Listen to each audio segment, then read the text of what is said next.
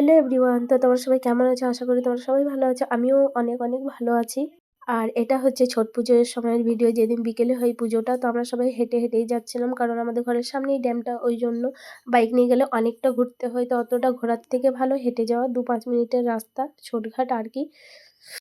আর আমার এতটা পরিমাণে ঠান্ডা লেগেছে যে গলার আওয়াজটা ঠিকই হচ্ছে না, নাক জাম হয়েই আছে, কিচ্ছু করার নেই।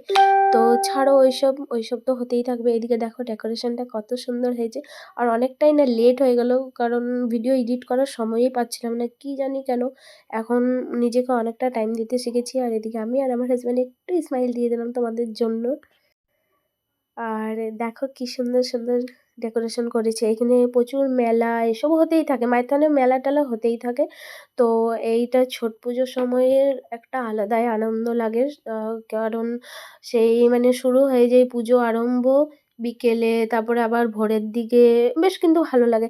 ছোটোবেলায় শুনতাম যে ছট পুজোর সময় এই করতে নেই, ওই করতে নেই, এখানে যেতে নেই, একে ছুতে নেই, কিন্তু অত ওইরকম কিছু নিয়ম থাকে না যেরকম বলা হয়। এখন বড় হয়ে দেখছি যখন চোখের কাছে, তখন সব ইজি মনে হচ্ছে। আর জাস্ট ভিউটা দেখো, অসাধারণ কি সুন্দর লাগছে দেখতে। আর আমরা এবছর অনেক তাড়াতাড়ি গিয়েছিলাম, কিন্তু আগের বছর একটু লেট হয়ে গেছিলাম, কিন্তু হয় না, মানে আস্তে আস্তে সব জেনে যাবো, এরকম একটা ব্যাপার আছে। আর তোমরা ভিডিওগুলো দেখছো কিন্তু কমেন্ট করছো না, লাইকও করছো না, সাবস্ক্রাইব করছো অনেকে, আবার আনসাবস্ক্রাইব করে দিচ্ছ, কি ব্যাপার?